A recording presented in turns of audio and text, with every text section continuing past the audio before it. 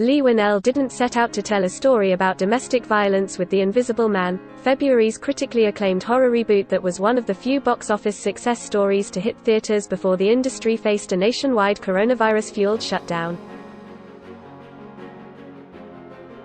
But there's a clear post-#MeToo subtext that lurks throughout the shadows of the film, which puts a fresh and topical twist on Universal's classic movie monster. Elisabeth Moss stars a woman who escapes her abusive, domineering tech-magnate husband, Oliver Jackson-Cohen. After his death, he returns, seemingly undetectable, to terrorize her. I think that was something that emerged organically through the writing of the script. Whannell saw Insidious, told us, watch above. I started with the character, this great character that's so iconic. And I started building back from there.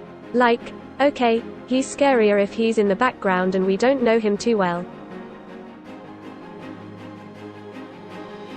So that makes the story about his victim. Who's the victim? It's a woman. And pretty soon I unraveled that she was escaping this toxic relationship. And when you do your research into that stuff, as I did, you find out how scary and how prevalent it is.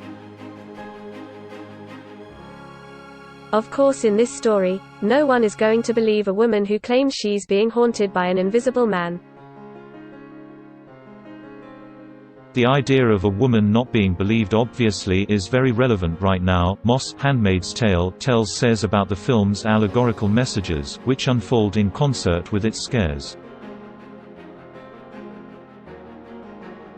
Just 3 days before the film's release, disgraced film executive Harvey Weinstein was convicted of rape and a criminal sexual act in one of the most notable developments yet in the #MeToo era, while accusations still linger against various other high-profile media and entertainment figures as well as the President of the United States.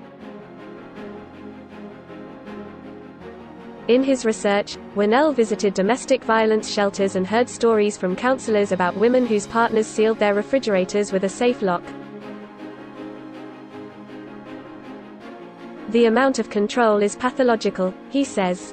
And we witness this behavior all the time, says Jackson-Cohen. So if it can do something, this movie, apart from scare people, it's hopefully to kind of get that message across. Adds Moss, we really tried to be inclusive of different kinds of abuse. Not just physical abuse but emotional abuse, psychological abuse, gaslighting, bullying. That there are different kinds of toxic relationships that can be incredibly damaging to people. 1 year ago this month Moss co-starred in Us, another horror movie with plenty on its mind, from Get Out writer-director Jordan Peele. She sees a pattern developing with The Invisible Man.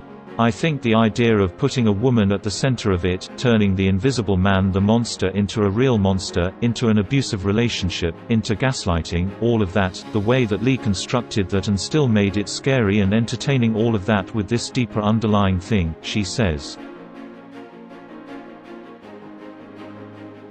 It's where this genre's going, I think.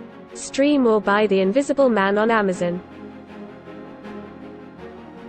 Watch Elisabeth Moss talk about filming scenes with an unseen assailant.